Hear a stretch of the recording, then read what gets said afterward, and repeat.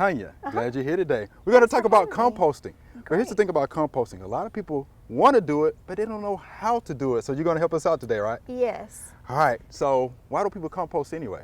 Well, there's different reasons. You can make composting as simple or as complex as you want it to be. Okay. I go for the simple method. Yes. You just put everything in a pile and let it rot. Okay. And the reason I do it is for environmental reasons. I don't like to see plastic bags full of leaves sitting out on the curb to be taken to the landfill. Right. So my goal is just to not put biodegradable things in a landfill in a plastic bag. But for people who are more serious about composting and plan to use it in their garden, it's a fantastic way to make your own nutrient-rich soil amendment. It has free fertilizer for you. In fact, it contains all of the 22 essential macro and micronutrients that plants need to survive. Okay. Let's think about it like this. In a regular bag of fertilizer, you might have your nitrogen, your phosphorus, potassium, and maybe a few trace elements. But when you put parts of a plant that was alive, you know for a fact that that plant contained every single macro and micronutrient needed to survive. So you know that in your compost pile, you're going to get out every single macro and micronutrient that you need to make your plants live. That's right. And that's a great reason to compost. Also, when you put it in your soil as an amendment, it helps with pore space, opens up the pore space, allows air and water to transfer in and out to the roots. So those are some really good reasons. Those are compost. good things. Yeah, because you're not going to find that with your commercial fertilizers, that's for Right. sure. Okay, now what do we add to compost piles, or what shouldn't we add to compost piles? Okay. Well, simple things to add would be kitchen scraps, Okay. like when you're chopping up your vegetables to cook, the ends and the carrot tops and any kind of thing like that. What you don't want to put from your kitchen are things that have already been cooked. Okay. You don't want to put any kind of a bread product or any kind of meat in there. You strictly want to do your vegetables. You can do eggshells. That's not a problem, but I wouldn't do dairy or anything like that. Also from your yard, you've got free material out there as well. Your fall leaves that are about to hit the That's ground. right. That's right. Just put them into a big pile. Okay. Would be simple enough, but you can use your fall leaves, and then in the summertime when you're cutting your yard, you use grass clippings. If you have one of those bag attachments that already goes on your lawnmower, that's a great thing. Or maybe you have a mulching lawnmower, but at our house sometimes we wait a little too long between cuttings and we still have some clippings laying on the ground. Okay. You just rake those up and put it in the bin. Okay. Yeah, those are real good things to use, because I'm like you. I hate to see all the leaves just piled up, you know, in plastic bags on the side of the curb. The thing Come on. yeah, I know. The thing to look for, though, what you don't want to put in, if you are cleaning out your garden, you can put in things in your compost pile from your garden. You want to make sure, though, that you don't put in anything that has diseased plant parts. I'm thinking tomato plants, if your tomato plants had a disease. Or if you have an insect infestation on your plant, you don't want to introduce the insects into your compost pile. It's pretty obvious. You don't want to put things like the things you pick up from your dog should not go in there. Waste. People ask about manures, and you can use manure in your compost pile, but you want it to be thoroughly rotted before you put that on your garden.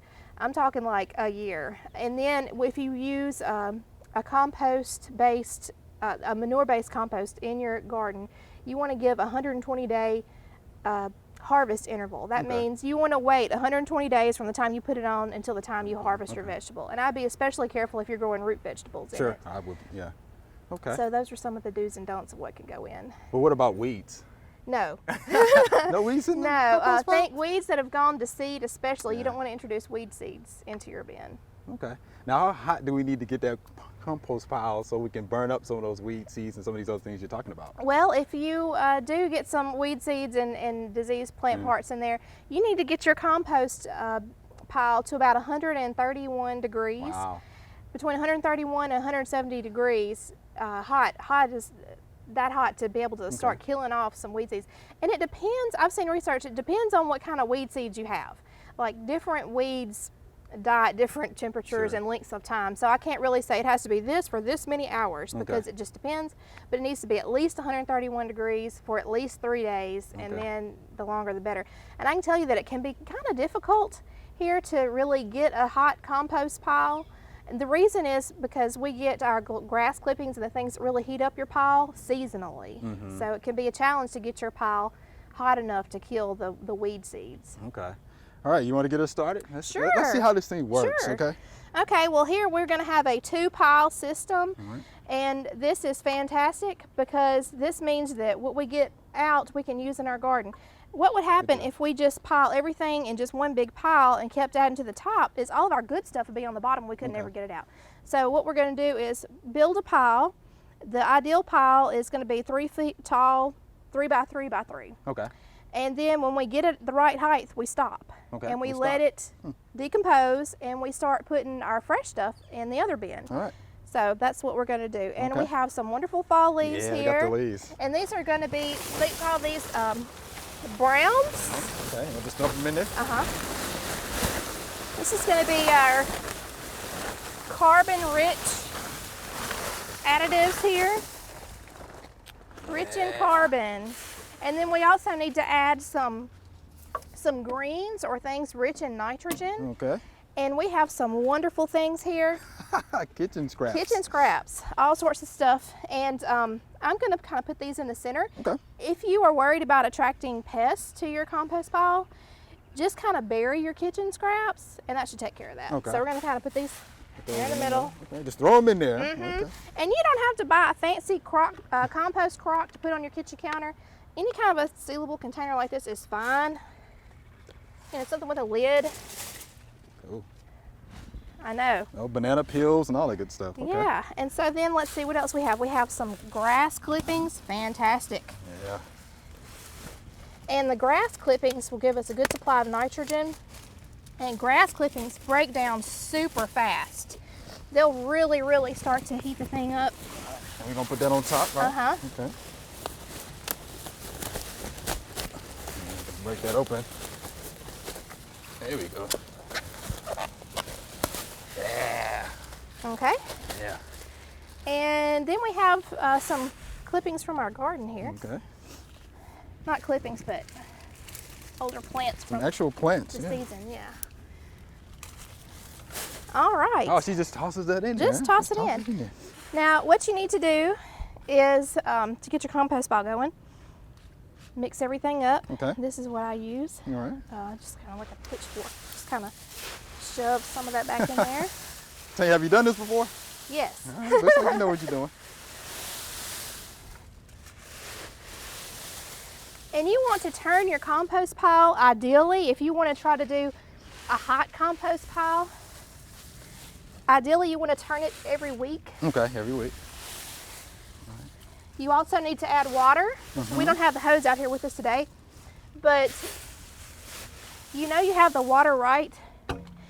If you reach in and feels like a damp sponge. Okay. You don't want it soaking wet all the time, but it needs to be a little moist. Okay. Let me ask you this. So how do we know when it's ready, though? Well, your pile is going to shrink a whole lot. Okay.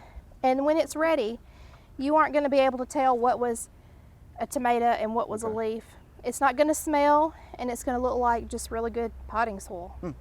Look like dirt. All right, that's what we want at the end of the day, right? I got this little gizmo to show you. This is another compost pile turner. When you stick it in, these go like this. When you pull it out. The reason you want to turn it is to allow for aeration to get in there. If it's not aerated, you can get yucky smells. You can also get some aeration going by putting a pretty large limb in the center of it to open things up. Just open it up. There's that. And then you can also get a thermometer, Okay. compost thermometer, to stick in there. Of course, ours isn't going to be hot, but it'll tell you low, medium, or hot on there and the temperature, so you can see if you're getting it hot enough to kill any weed seeds. All right, well, Tonya, we appreciate that demo. We hope, folks really get into composting now. Thank you much. Yeah, thank you. All right. Thanks for watching the video. I hope you enjoyed it. To find out more information on this topic, just click on the familyplotgarden.com link in the description.